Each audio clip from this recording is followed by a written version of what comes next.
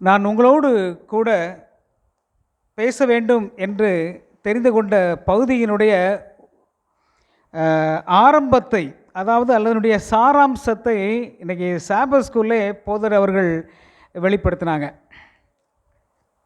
சபை ஒற்றுமையை குறித்தும், இந்த சபை ஒற்றுமையாக இருக்க வேண்டும் என்றால் என்ன செய்ய வேண்டும் என்பதை குறித்தும் ஒரு சிறிய பார்ட் அதில் வந்துச்சு. அதனுடைய ஒரு தொடர்ச்சி, அதனுடைய எக்ஸ்ப்ளனேஷன் கூட நீங்கள் எடுத்துக்கலாம். இந்த செய்தியை நான் உங்களுக்கு எங்கிருந்து கொண்டு வரலாம் என்று நான் ஆசிக்கிறேன் என்றால், அனைவரும் வேதாகமத்தை மத்தேயு எழுதின சுவிசேஷ புத்தகத்திற்கு திருப்புமாறு அன்போடு கேட்டுக்கொள்கிறேன். மத்தேயு எழுதின சுவிசேஷம் 19ஆம் அதிகாரம்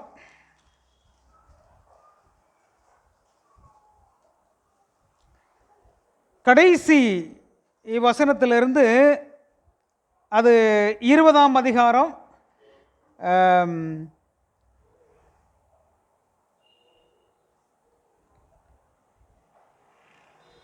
14ஆம் வசனம் முடிய உள்ள இந்த பகுதியில் சொல்லப்பட்ட ஒரு ஓமையை குறித்து தான் நம்ம பார்க்க இருக்கிறோம். ஆக்சுவலாக இது எங்கே ஸ்டார்ட் பண்ணியிருக்கணும் அப்படின்னு சொன்னால், அந்த பிரிச்சிருக்கிறது எப்படி பிரிச்சிருக்கணும் அப்படின்னு சொன்னால், மத்தேயு 19ஆம் அதிகாரம் 29 முடிச்சுட்டு 20ஆம் அதிகாரத்தை அந்த 30லேருந்து ஸ்டார்ட் பண்ணியிருக்கணும். சரி, பரவாயில்ல, அதனால் அது ஒரு பெரிய விஷயம் இல்லை. இந்த பகுதியை யாராவது ஒருத்தர் என்ன செய்யணும், நான் இந்த வசனத்தை கொஞ்சம் சத்தமாக என்ன செய்யணும், எல்லாரும் ஒருத்தர் வாசிக்க எல்லாரும் கேட்குமாறு நான் அன்போடு கேட்டுக்கொள்கிறேன். 14 வரைக்கும் 19ஆம் அதிகாரம் 30ஆம் வசனத்திலிருந்து 20ஆம் அதிகாரம் 15 வரைக்கும் வாசிக்குமாறு எல்லாரும் கவனமாக கேளுங்க.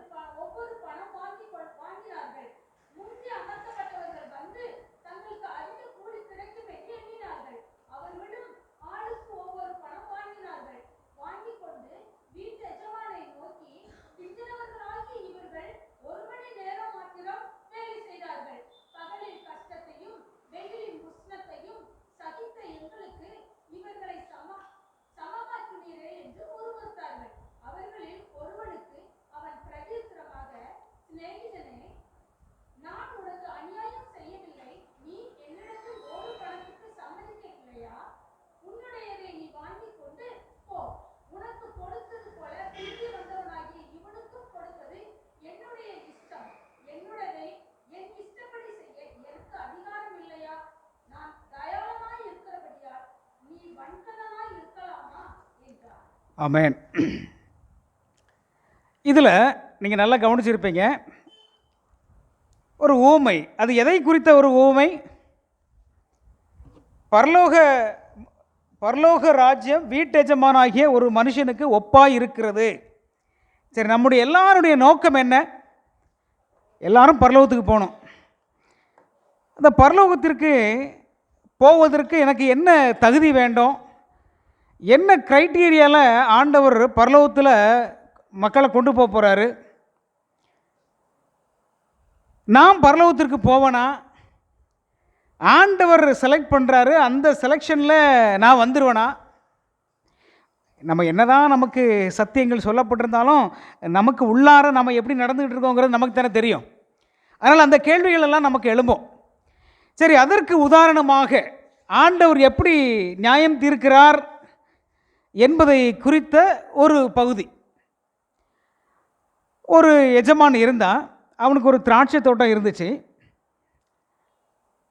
அந்த திராட்சை தோட்டத்தில் வேலைக்கு ஆள் எடுக்கிறதுக்காக வேண்டி வர்றான். அந்த சமயத்துலலாம் எப்படி அப்படின்னு சொன்னால், வேலைக்கு கூலி ஆட்களை வேலைக்கு அமர்த்தணும்னு சொன்னால், இப்போ கிராமத்துலலாம் என்ன செய்வாங்கன்னா, அங்கங்கே ஆட்கள் இருப்பாங்க, சொல்லிடுவாங்க இந்த மாதிரி வேலை இருக்குது, நீங்கள் வா நீ வான்னு சொல்லிடுவாங்க. ஆனால் சில இடங்களில் பார்த்தீங்கன்னா, திருச்சி பக்கத்துலலாம் பார்த்துருக்கேன் நான். அந்த வேலை செய்கிறவங்க எல்லாம் தங்களுடைய வேலைக்கு உண்டான பொருட்களோடு என்ன பண்ணுவாங்க, ஒரு இடத்துல வந்து நிற்பாங்க. கடப்பாரை, மண் வெட்டி, அந்த வேலை செய்கிற களவத்தி, அந்த மாதிரி காரியங்களெல்லாம் வச்சுக்கிட்டு வந்து நிற்பாங்க. அப்போ வேலைக்கு யாருக்கு வேலைக்கு வேணுமோ அவங்க வந்து அந்த இடத்துல வந்து என்ன செய்வாங்கன்னா கூட்டிகிட்டு போவாங்க. அந்த இடத்துல கூலி உழவுன்னு பேசி கூட்டிகிட்டு போவாங்க. இதே மாதிரி தான் அந்த யூத வழக்கத்துலேயும் அப்படி தான் இருந்துச்சு. யூத வழக்கத்தின் பிரகாரமாக வேலைக்காரங்க எப்படி இருந்தாங்க அப்படின்னு சொன்னால், வீட்டு வேலைக்காரங்க இருப்பாங்க, அப்புறம் தினக்கூலிகள் இருப்பாங்க. ரெண்டுமே டிஃப்ரெண்ட் ஆக்சுவலாக. அடிமைகளாக வீடுகளில் வேலை செய்கிறவங்க இருப்பாங்க. மேண்டட்ரியாக அவங்களுக்கு வந்து வீட்டில் சாப்பாடெல்லாம் கிடச்சிரும். ஆனால் அங்கேயே அவங்க அடிமை மாதிரி என்ன செய்வாங்க, வீட்டில் வேலை செஞ்சுக்கிட்டு இருப்பாங்க. தினக்கூலி ஆட்கள் என்ன செய்வாங்க அப்படின்னு சொன்னால், தினமும் அவங்களுக்கு வேலை கிடைக்குமா கிடைக்காதாங்கிற அஷூரன்ஸ் அவங்களுக்கு கிடையாது. அந்த இடத்துல வந்து நிற்பாங்க. யார் வந்து கூப்பிடுவா, இந்த வேலைக்கு எஜமானர்கள் வந்து என்ன செய்வாங்க, ஆட்களை எடுத்துகிட்டு போவாங்க. இதுதான் வழக்கம். அந்த இடத்துல கூலி பேசிட்டு எடுத்துகிட்டு போவாங்க. சரி, இப்படி அங்கே வேலைக்கு ஆட்கள் வந்து நிற்கிறாங்க. இப்போ என்ன செய்கிறாரு, ஒரு எஜமான் என்ன பண்ணுறான், அவன் வந்து அந்த வேலைக்கு நிற்கிறவங்களில் பார்த்து வாங்க அப்படின்னு சொல்லி முதல்ல கூட்டிகிட்டு போகிறான். எத்தனை மணிக்கு வர்றான்? சரி, 3ஆம் மணி நேரத்தில், அப்படி தானே?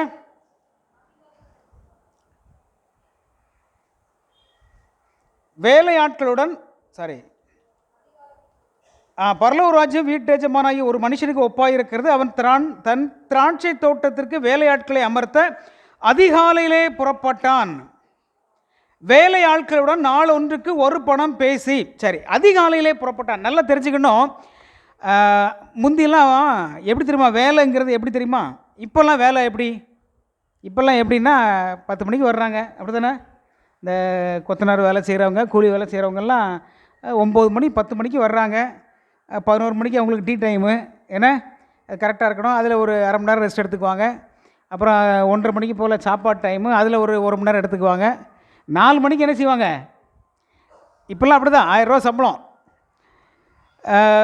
அந்த டைமில் நீங்கள் எப்படி வேலை அப்படின்னு சொன்னால், காலையில் 6 மணிலேருந்து சாயந்தரம் 6 மணிக்கு வேலை.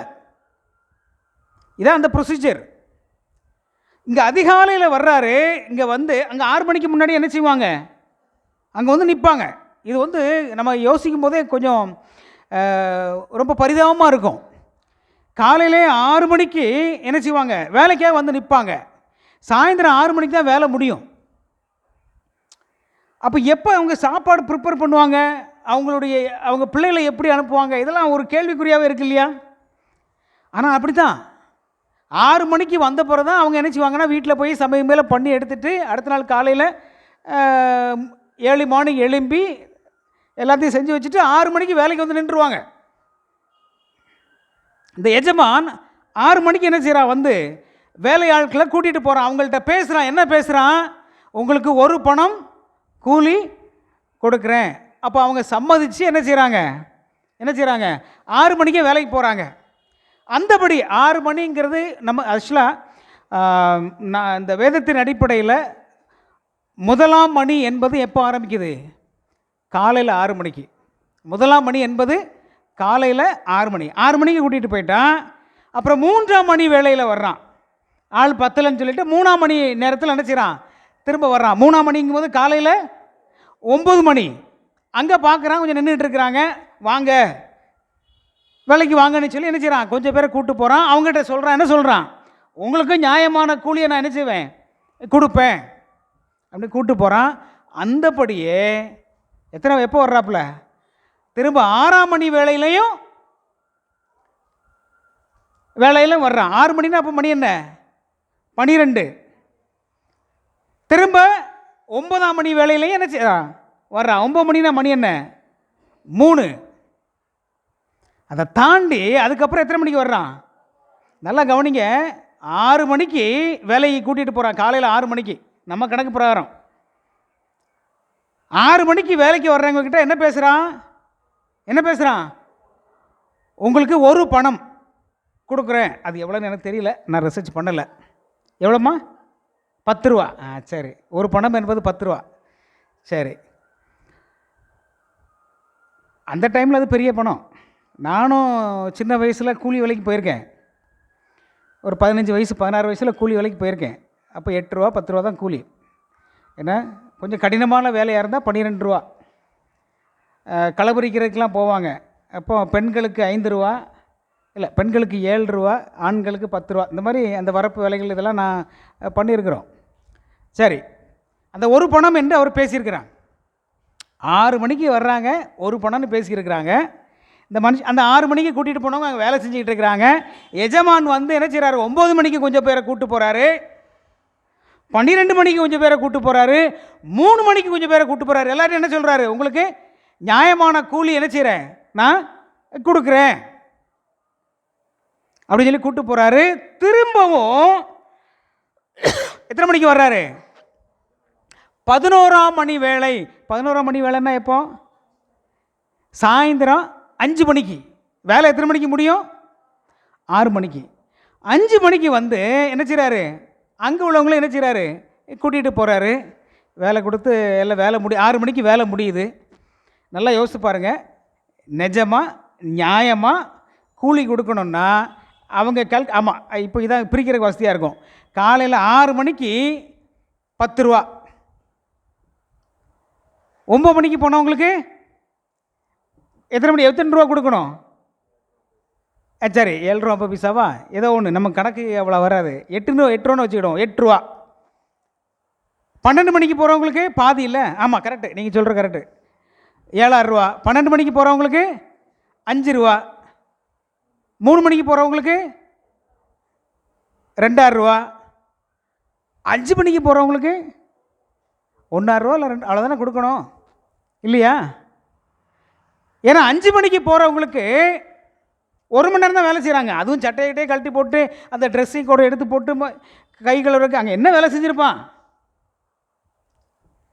எஜமான் என்ன பண்ணுறாரு, தன்னுடைய அந்த யார் அந்த அந்த கண்காணி சூப்பர்வைசர்கிட்ட சொல்கிறாரு, நீ எல்லாத்துக்கும் கூலி கொடு, எங்கேருந்து ஆரம்பி, கடைசியாக வந்தவனுக்குலேருந்து நீ என்ன செய், கூலி கொடு அப்படின்னு சொல்லி சொல்கிறார். எவ்வளோ கொடுக்க சொல்கிறாரு, எல்லாருக்கும் ஒரே மாதிரி கொடுக்க சொல்கிறாரு. 5 மணிக்கு வந்தவனுக்கு என்ன சொல்கிறாரு, ஒரு பணம் கொடுக்குறான், 10 ரூபா கொடுக்குறான். அப்போ மற்றவெல்லாம் யோசிக்கிறான். யார் யோசிக்கிறா, 3 மணிக்கு வந்தவன், 12 மணிக்கு வந்தவன், 9 மணிக்கு வந்தவன், 1 மணிக்கு வந்தவன் எல்லாம் என்ன யோசிக்கிறான், 1 மணி நேரம் வேலை செஞ்சவனுக்கே ஒரு பணம் கொடுக்குறாரு, அப்போ நமக்கு எவ்வளோ கிடைக்கும் அப்படின்னு ஒவ்வொருத்தரும் மனசில் யோசிக்கிறாங்க. நமக்கு கூட கிடைக்கும். 6ஆம் மணியில் இருக்கிறவன் கணக்கு போடுவான். நம்மளாக தான் என்ன கணக்கு போட்டிருப்போம், இவ்வளவு நமக்கு எப்படி, நம்ம நிறையா வரும் போல இருக்கே அப்படின்னு மனசில் என்ன செய்வான், கணக்கு போட்டுகிட்டே இருப்பான். நான் இனிய ஃபஸ்ட் டைம் நான் வேலைக்கு அமர்த்தும் பொழுது அந்த இனிஷியல் அமௌண்ட்டுன்னு சொல்லிட்டு அந்த காலேஜ்லேருந்து ஸ்பைசர் காலேஜில் முடிச்சுட்டு ஃபஸ்ட் டைம் அப்பாயின்மெண்ட்டு கிடைக்கும்போது நமக்கு இவ்வளவுலாம் அலவுன்ஸ் கிடைக்கும் அப்படின்னு நினச்சிட்டு வருவேன். அப்படின்னு எனக்கு தெரியும் இல்லையா, இவ்வளவுன்னு உண்டு. எங்களுக்கெல்லாம் காலேஜில் முடிச்சுட்டு வரும்போதே அங்கேருந்தே எங்களுக்கு வந்து ட்ராவல் அலவுன்ஸ் எல்லாம் எக்ஸ்பென்ஸ்லாம் எங்களுக்கு கொடுப்பாங்க. அப்போ எனக்கு முன்னாடி ஒருத்தருக்கு, அது யாருன்னா பாஸ்டர் கிதியோன், இப்போ நார்வேல் அந்த பக்கம் இருக்காப்புல, அவர் வந்து ஒரு அமௌண்ட் வாங்கிட்டார். அப்போ நான் என்ன பண்ணுறேன், எனக்கும் அதே அமௌண்ட்டு கிடைக்கும் அப்படின்னு சொல்லிட்டு, அவரோட நான் ஒரு வாரம் லேட்டாக வந்திருக்கேன். நானும் அதே மாதிரி எழுதிட்டு போகிறேன். அவர் வந்து அங்கே உள்ள ட்ரெஷர் வந்து எனக்கு என்ன செஞ்சிட்டாரு, என்ன பண்ணார், ஒரு சில காரியங்களை சொல்லி, நான் அதெல்லாம் டீட்டெயிலாக போக விரும்பலை, எனக்கு குறைச்சிட்டார். நான் எதிர்பார்ப்போட போகிறேன், இவ்வளோ கிடைக்கும், இதை வச்சு என்னென்னலாம் செய்யலாம் அப்படின்னு எதிர்பார்ப்போட போகிறேன். கிடைக்கலன்னு வருத்தம் வருமா இல்லையா? நிறைய நேரங்களில் நம்ம மற்றவங்கள, இவன் இவ்வளோ தான் செய்கிறான், இவனுக்கு இவ்வளோ கூலி, இவ்வளோ தான், நம்ம இவ்வளோ இருக்கிறோம், நமக்கு இவ்வளோ கூலி கிடைக்கும் அப்படின்னு சொல்லி நிறைய விஷயத்தில் நம்ம நிறைய எதிர்பார்த்துருப்போம். ஆனால் எல்லாருக்கும் ஒரே மாதிரி இங்கே செய்கிறாருன்னு உடனே வருத்தமாக இருக்குமா இல்லையா? இது நியாயமா, இது பார்ஷியாலிட்டியா சொல்லுங்கள்? அதெல்லாம் விடாது, அதெல்லாம் எனக்கு அதெல்லாம் அப்புறம் ஆண்டவர் பார்வையில் நீங்கள் பார்க்க வேண்டாம். இப்போ நம்ம பார்வையில் இது நியாயமாக படுதா? இது நல்ல மனசாட்சி யோசிச்சு பாருங்கள். நீங்கள் 6 மணிக்கு நீங்கள் வேலைக்கு போகிறவங்களா நீங்கள் நினச்சி பாருங்கள். உங்களை 5 மணிக்கு ஒருத்தன் வர்றான், அவனுக்கு அதே காசு. 6 மணியில், அதான் அவர் தெளிவாக சொல்கிறாப்புல, அந்த வசனத்தை வாசிங்க.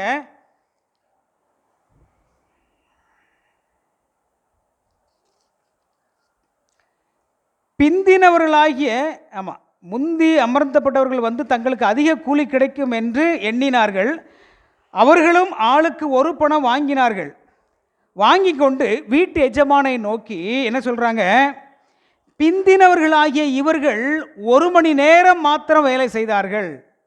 இங்கே பாருங்க, அடுத்த சொல்கிறார் பாருங்க. நம்ம நினைக்கிற மாதிரி பகலின் கஷ்டத்தையும் வெயிலின் உஷ்ணத்தையும் சகித்த எங்களுக்கு இவர்களை சமமாக்கினீரே.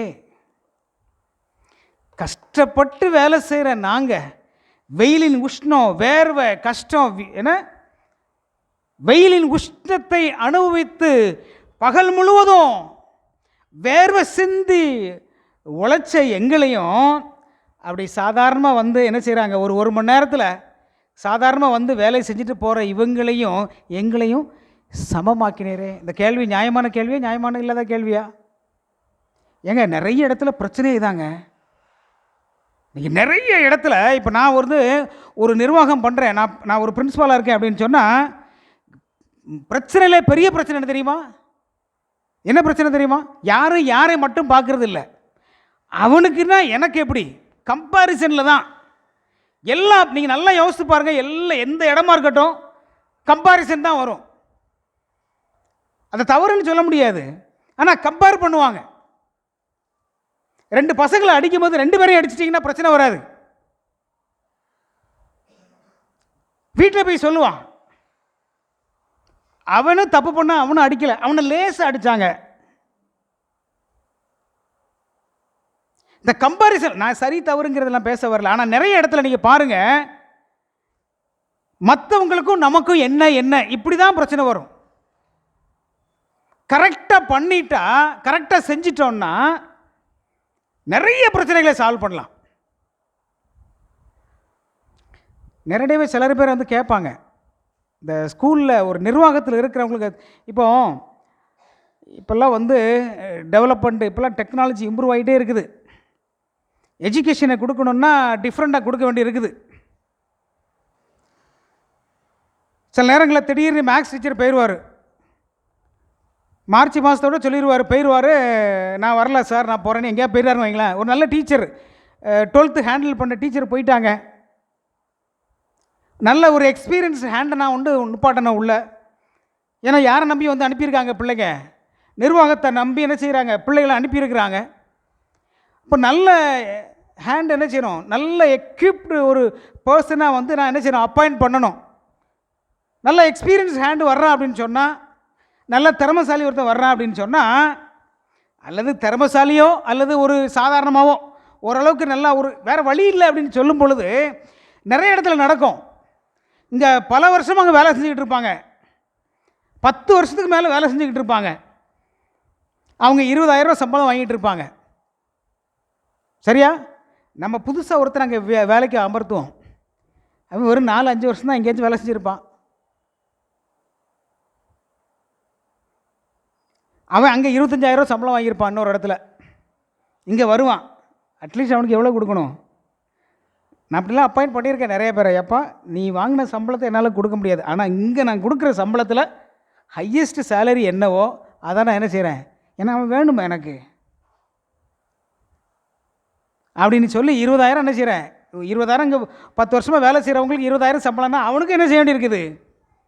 20,000 சம்பளத்தை கொடுத்து அப்பாயிண்ட் பண்ண உடனே அங்கே எல்லோரும் பேசுவாங்க. பேசுவாங்களா பேச மாட்டாங்களா? நான் செஞ்சது சரியா தப்பா? தயவுசெய்து வெளியே சொல்லாதீங்க, மனசில் யோசிங்க. அதை அமர்த்தலைன்னா, அல்லது நீங்கள் ஒரு கம்பெனி நடத்துகிறீங்க, ஒரு ஏதோ ஒரு ஸ்கூல் நடத்துகிறீங்க, ஏதோ இருக்கட்டும், அதை நான் உங்ககிட்ட விட்டுறேன். ஆனால் அவங்க புலம்புறதுல நியாயம் இருக்கா நியாயம் இல்லையா? நியாயம் இல்லைன்னு மட்டும் சொல்லிடாதீங்க, நியாயம் இருக்குது. அதில் பேசுவாங்க. இன்றைக்கி வந்தால் நான் 10 வருஷமாக வேலை செஞ்சிட்ருக்கேன்யா, ஒவ்வொரு வருஷமும் 500 கூட்டி இப்போ தான் 20,000 வந்திருக்குது. இன்றைக்கி வந்தாயா 20,000 கொடுக்குறாரு, என்ன நீதி, என்ன நியாயம்?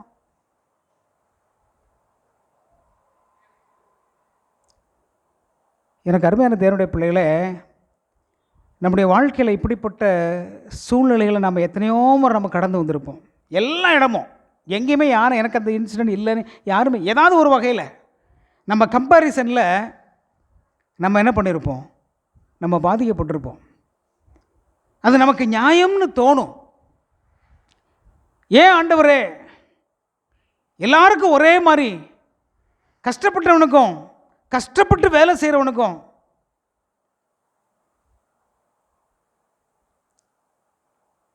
அது இங்கே ஆண்டவர் இந்த ஓமையை சொல்கிறாரு.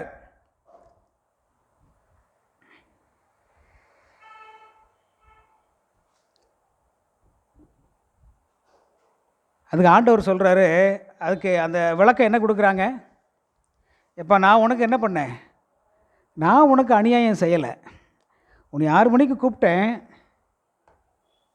உனக்கு என்ன பண்ணேன், ஒரு பணம் தானப்பா உனக்கு பேசினேன், உனக்கு கொடுக்குறேனா இல்லையா, உனக்கு பேசின பிரகாரம் நான் செய்கிறேனா இல்லையா?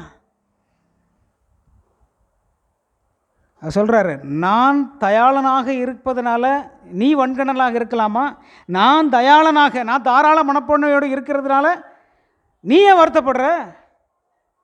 இது என்னுடையது, என்னுடையதை நான் என்ன செய்கிறேன், நான் உனக்கு கொடுக்குறேன். மனசு ஆனால் இதை ஏற்றுக்குமா? அவன் ஒன்றுமே ஆர்கியூ பண்ண முடியாது. ஆனால் மனசு ஏற்றுக்குமா?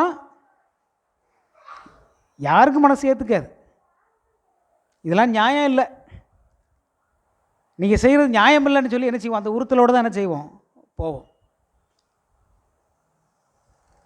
நம்ம சபையை எடுத்துக்குவோம். பாஸ்டர் ஒரு கேள்வி வச்சார்ல, சபை ஒற்றுமையாக இருக்கணும், வளரணும்.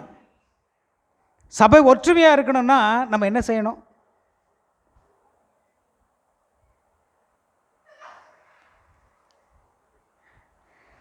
கேள்வியை வச்சார், என்னென்ன நிறைய காரியங்களை சொன்னோம்.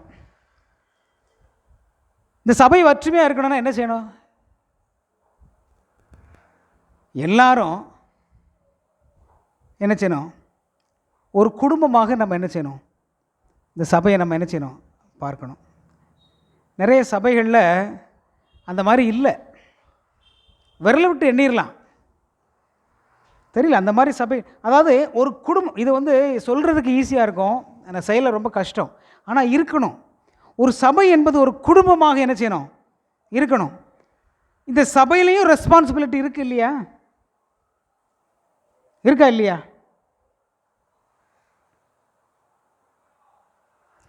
சபையில் பெரிய பதவி அது மூப்பர் பதவியா, மூப்பர் பதவி. அடுத்தது என்னது, ட்ரெஷரர் போஸ்ட்டு, அப்புறம் சாபஸ்கள் இன்சார்ஜு, வெஸ்பர் இன்சார்ஜு இல்லையா, வெளி ஊழியம்,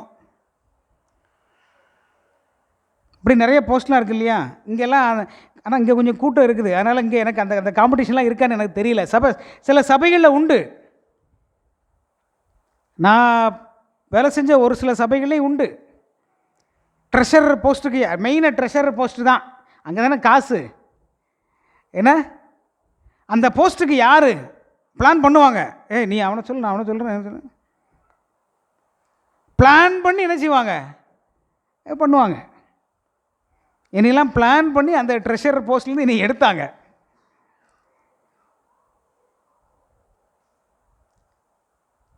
இந்த போஸ்ட்டுக்கு நான் வரணும், அந்த போஸ்ட் நான் வரணும், அவுட்ரீச்சுக்கு நான் போகணும், அவன் போகக்கூடாது. இப்படி நிறையா. ஒரு குடும்பமாக நாம் இருந்தால் இந்த மாதிரி எண்ணங்கள் வருமா? சபை என்பது ஒரு குடும்பம். என் குடும்பத்தில் அண்ணன் ஒரு வேலையை செய்கிறான், தம்பி ஒரு வேலையை செய்கிறான். அந்த உணர்வு நமக்கு, கிறிஸ்தவ பிள்ளைகளாகிய நாம் பரலோகத்திற்கு போகணும் அப்படின்னு சொன்னால் நம்ம என்ன செய்யக்கூடாது? இதெல்லாம் நம்ம என்ன செய்யக்கூடாது? பார்க்கக்கூடாது. எஜமான் அவர் என்ன சொல்கிறாரு? இது ஏன் இது நான் இஷ்டத்தை செய்வேன் அப்படிங்கிறாரு. அவருடைய எக்ஸ்ப்ளனேஷன் அங்கே அவர் கொடுக்கல. நான் ஏன் அப்படி கொடுக்குறேன் அப்படின்னு அவர் என்ன செய்யலை? அவர் விளக்கம் கொடுக்குறாரா? அந்த எஜமான் விளக்கம் கொடுக்குறாரா? அவர் சைட்லேருந்து நம்ம பார்க்கவே இல்லை. அப்படி தானே? நம்ம யாராவது பார்த்தோமா? நம்ம யோசிக்கலை. ஆக்சுவலாக எத்தனை பேர் யோசித்தோன்னு தெரியல. அவர் ஒரே வார்த்தையில், இது ஏன் பணம், உனக்கு சொன்ன மாதிரி நான் உனக்கு நடந்துக்கிறேனா, அதை மட்டும் நீ பாரு, வேலை மற்ற இதெல்லாம் வேறு எதையும் நீ பார்க்கக்கூடாது, உன் வேலையை பார்த்துட்டு போன்றார். அது அவனு சைடில் அது அநீதியாக படுது. ஒரு எஜமானாக நீங்கள் யோசித்து பாருங்கள். நீங்கள் அதெல்லாம் நீங்கள் விளக்கமாக தெரியும், அதில் புரியும். போய் வேலை அங்கே ஒவ்வொருத்தராக எடுக்கிறாரு. ஒன்று வேலையை முடிச்சாகணும். சில நேரங்களில் ஒரு வேலையை இன்றைக்கி சில நேரங்களில் இந்த அறுவடை இன்றைக்கி பண்ணி ஆகணும் அப்படின்னு சொன்னால் அன்றைக்கி பண்ணணும். 2-3 நாள் ஆயிடுச்சுன்னா அது என்ன செஞ்சிடும்? முளைச்சிரும், லாஸ் ஆயிரும். இது எஜமான் சைடில் யோசிக்க வேண்டிய விஷயம். அவனுக்கு நிறைய கஷ்டங்கள் சில நேரங்களில் நம்ம குடும்பங்களே நடக்கும். நம்ம வேலை இடத்துல இந்த இதை முடிச்சாகணும், வேறு என்ன செய்கிறது, வேறு வழி இல்லை, காசு எக்ஸ்ட்ரா போனாலும் பரவாயில்ல, ஆட்களை அமர்த்தி என்ன செய்யணுங்கிற சிச்சுவேஷன் அவனுக்கு. அதை வேலைக்காரன் 6 மணிக்கு வந்தவனுக்கு அது உணர மாட்டான். இங்கே எஜமான் சைட்லேருந்து யோசித்து பாருங்கள், அல்லது நம்ம பரமபிதா இடத்துலேருந்து யோசித்து பாருங்கள். 9ஆம் மணி 3ஆம் மணி நிலையில் 9 மணிக்கு வந்து நிற்கிறான். நீங்கள் ஏன் நின்றுட்டு இருக்கீங்க? வேலை யாரும் கொடுக்கல, வாங்க உங்களுக்கு நியாயமான கூலி தர்றேன். 6ஆம் மணியில் வேலையில் வர்றாரு, சும்மா அந்த நேரம் தான் வந்து நிற்கிறானா? அவன் அந்த நேரம் தான் அவன் அங்கே வந்து நிற்கிறானா? கேட்குறான். 11ஆம் மணி வேலையில் வர்றவங்ககிட்ட கேட்குறாரு, என்ன நீங்கள் காலையிலேருந்து இங்கே நின்றுட்டு இருக்கீங்க? அவர் என்ன சொல்கிறாங்க? அவங்க அதை வாசிங்க. 11ஆம் மணி வேலையில் வந்தவங்கள பார்த்து நீங்கள் ஏன் நின்றுட்டு இருக்கீங்கன்னு கேட்கும்போது அவங்க சொன்ன பதில் என்ன? ஒருவரும் எங்களுக்கு வேலையிடவில்லை. எவ்வளோ கொடுமை யோசித்து பாருங்க. 6 மணிலேருந்து காலையில் 6 மணிலேருந்து சாயந்தரம் 5 மணி வரைக்கும் அங்கே நின்றுக்கிட்டு இருக்கிறாங்க. வேலைக்கு யாரும் என்ன செய்யலை, கூப்பிடலை. அவன் நிலைமைய யோசித்து பார்த்தீங்களா? அந்த 6ஆம் மணிக்கு வேலையில் போய் நான் காலையிலேருந்து இங்கே நிற்கிறேன், இவ்வளோ வேலை செய்கிறேன். அவன் அப்படி யோசிக்கிறான். இவன் நிலைமையிலேருந்து யோசித்து பாருங்க. வேலைக்கு கூப்பிட்றதுக்கு யாரும் இல்லை. எனக்கு அருமையானது என்னுடைய பிள்ளைகளை, இந்த தினக்கூலி ஆட்களுடைய லைஃப் எப்படின்னு பார்த்தீங்கன்னா, இது எஜமான் சைடில் அவர் தான் அதை யோசிக்கிறாரு. அந்த எஜமான் அதை யோசிக்கிறாரு. 6 மணிலேருந்து சாயந்தரம் 5 மணிக்கும் வரைக்கும் வேலை இல்லாத நிற்கிறான். அவனுடைய நிலைமை அவர் யோசிக்கிறாரு. நீ ஏன் இங்கே நிற்கிற? 6 மணிலேருந்து நிற்கிறேன், வேலைக்கு யாரும் கூப்பிடலை, சரி நீ வா. அவன் நிலைமை அவருக்கு தெரியும். அவன் அன்னைக்கு வேலை செஞ்சுட்டு அன்னைக்கு கூலி வாங்கினாதான் அன்னைக்கு என்ன செய்யும்? அவன் அடுப்பு எரியுங்க.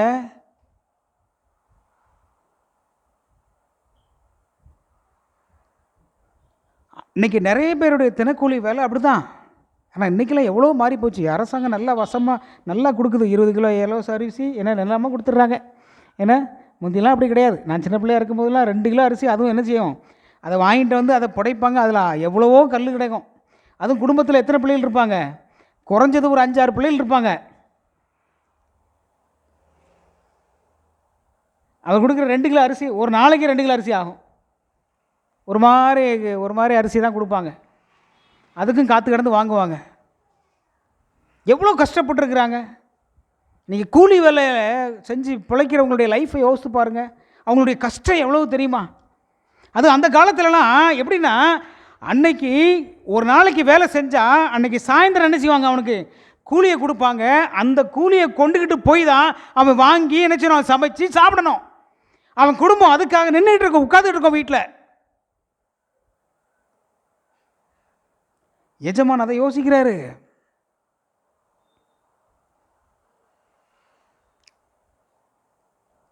அவனுக்கு முழு பணத்தை கொடுக்குறாரு.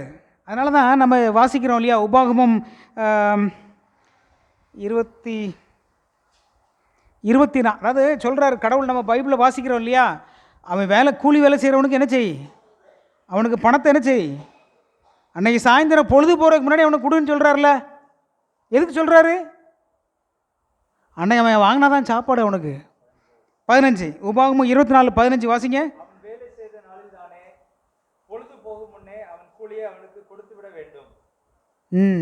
பொழுது போகிறதுக்கு முன்னாடி என்ன செய்யணும், கூலி அவனுக்கு கொடுத்துடணும். 25 வாசிங்க.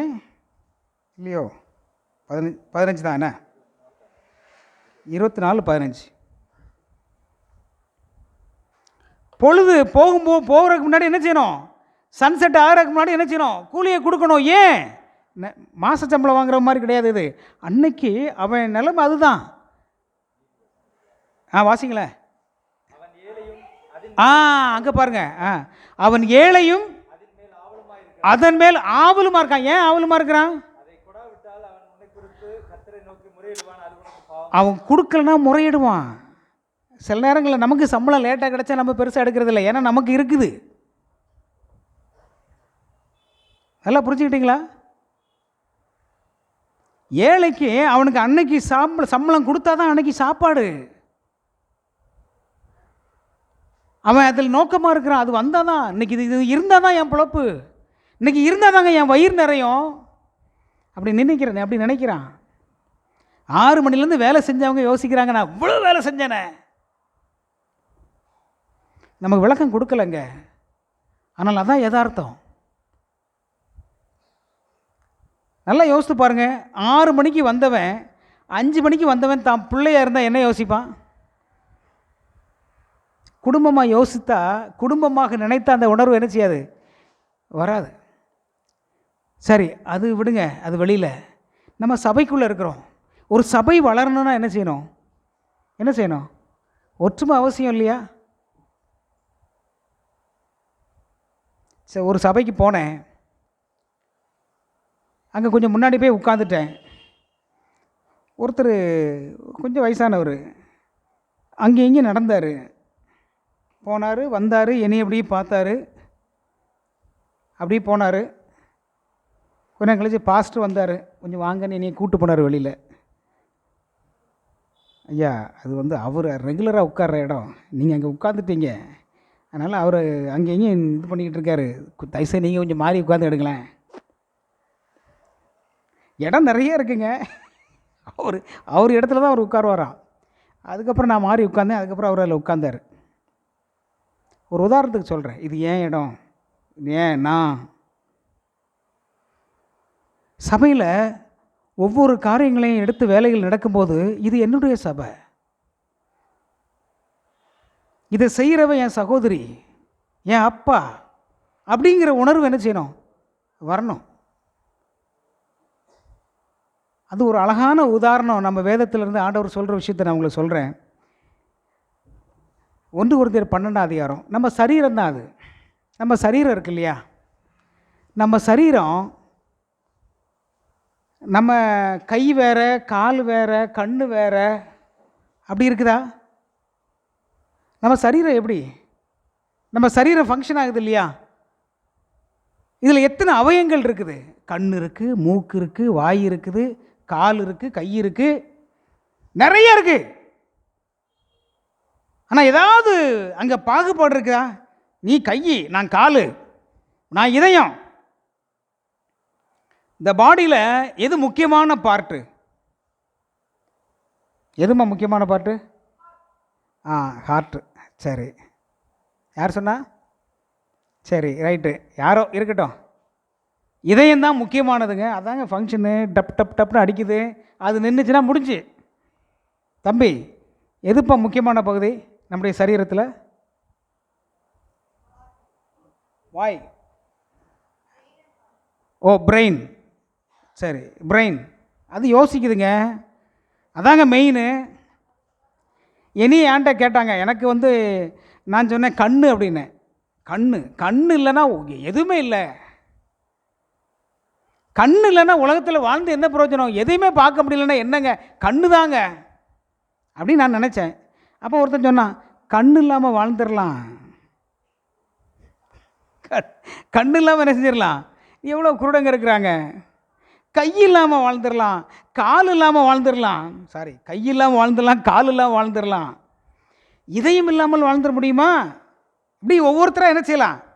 அந்த அவயங்களை என்ன செய்யலாம்? நான் பெருசு, நீ பெருசு அப்படின்னு அந்த அவயங்கள் போட்டி போட்டால், கையை பார்த்து ஏய் நீ கை தான், நான் கண்ணு, நான் தான் முக்கியம் அப்படின்னு அது நினச்சிச்சின்னா, அந்த கை அப்படியா நீ தான் ரொம்ப முக்கியமா? ஏதாவது ஒன்று கண்ணில் குத்த வரும்போது கை தடுக்காமல் நின்றுச்சுன்னா என்னாகும்? யோசித்து பாருங்கள். நம்முடைய அவயங்கள் எப்படி ஃபங்க்ஷன் ஆகுது பார்த்தீங்களா? ஒன்றுக்கு ஒன்றுக்கு எவ்வளோ ஒரு கோரிலேஷன்.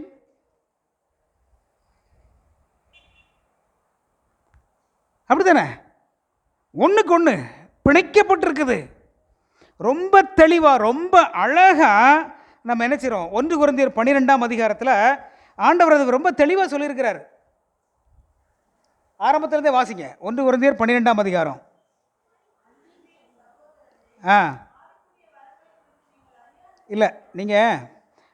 12 வாசிங்களா? 12 வாசிங்க. எப்படி எனில், நல்ல சத்தமாக வைக்க யாராக கொடுங்களேன்.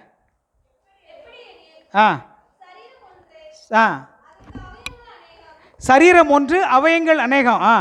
ஒரே சரீரத்தின் அவயங்கள் எல்லாம் அநேகமாக இருந்தும் சரீரம் ஒன்றாகவே இருக்கிறது. அந்த பிரகாரமாக கிறிஸ்துவும் இருக்கிறார். தொடர்ந்து வாசிங்க. நாம் யூதராயினும் கிரேக்கராயினும் அடிமைகளாயினும் சுயாதீனராயினும் எல்லாரும் ஒரே ஆவியினாலே ஒரே சரீரத்திற்குள்ளாக ஞானஸ்தானம் பண்ணப்பட்டு எல்லாரும் ஒரே ஆவிக்குள்ளாகவே தாகம் தீர்க்கப்பட்டோம். சரீரமும் ஒரே அவயமாயிராமல் அநேக அவயங்களாயிருக்கிறது. காலானது நான் கையாய் இராதபடியினால் நாளை நான் சரீரத்தின் அவயம் அல்ல என்றால் அதனால் அது சரீரத்தின் அவயமாய் இராதே. காதானது நான் கண்ணாய் இராதபடியினாலே நான் சரீரத்தின் அவயம் அல்ல என்றால் அதனால் அது சரீரத்தின் அவயமாய் இராதே. சரீரம் முழுவதும் கண்ணானால் செவி எங்கே? அது முழுவதும் செவியானால் மோப்பம் எங்கே? தேவன் தமது சித்தத்தின்படி அவயங்கள் ஒவ்வொன்றையும் சரீரத்திலே வைத்தார். இவையெல்லாம் ஒரே அவயங்களாய் இருந்தால் சரீரம் எங்கே? அவயங்கள் அநேகமாயிருந்தும் சரீரம் ஒன்றே. சரி, 26, 27 வாசிங்க. ஆதலால் ஒரு அவயம் பாடுபட்டால் எல்லா அவயங்களும் கூட பாடுபடும். ஒரு அவயம் மகிமைப்பட்டால் எல்லா அவயங்களும் கூட சந்தோஷப்படும்.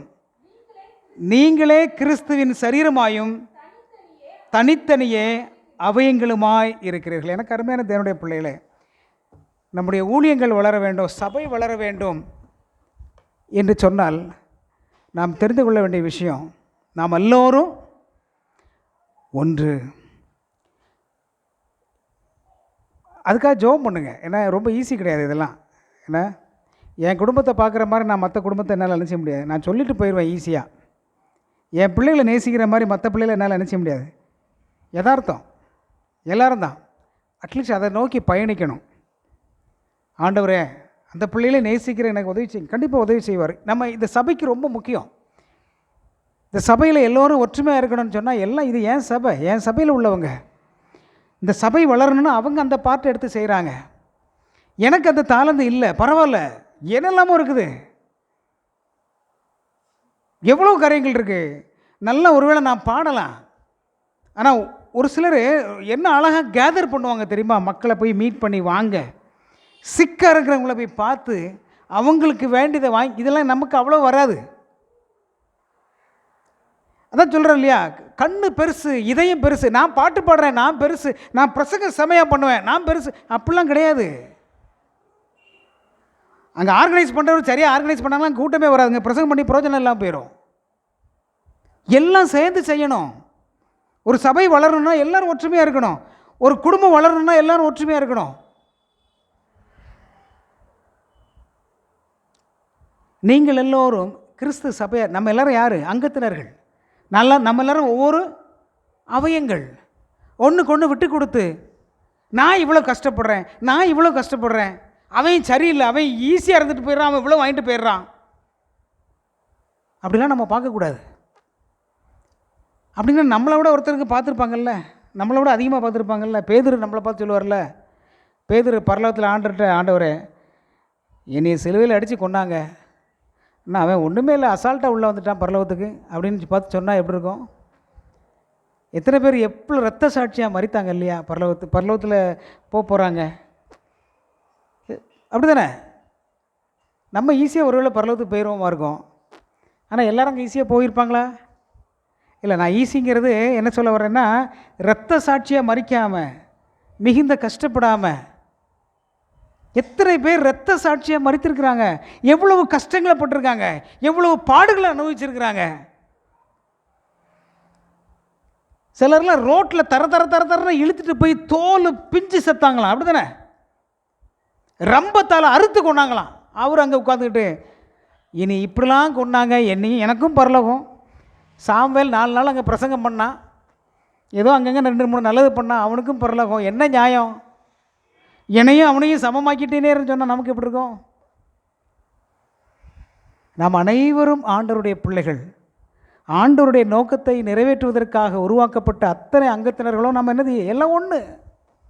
எல்லாருக்கும் கொடுக்கப்பட்ட வேலைகள் அதிகம், வேலைகள் வேறு. அதை நம்ம என்ன செய்யணும்? அதை ஏற்றுக்கிட்டு நம்முடைய கடமை நம்ம என்ன செய்யணும். அந்த பாகுபாடு நம்ம என்ன செய்யக்கூடாது. கடவுள் சொல்கிறாரு, தேவன் பட்சபாதம் உள்ளவர் அல்ல. எனக்கு அருமையானது என்னுடைய பிள்ளைகளே, இந்த உதாரணம் நாம் எல்லோரும் அந்த அந்த அந்த வசனத்தை மட்டும் திருப்பி ஒரே ஒருக்க வாசித்துருங்க. 20 நீங்களே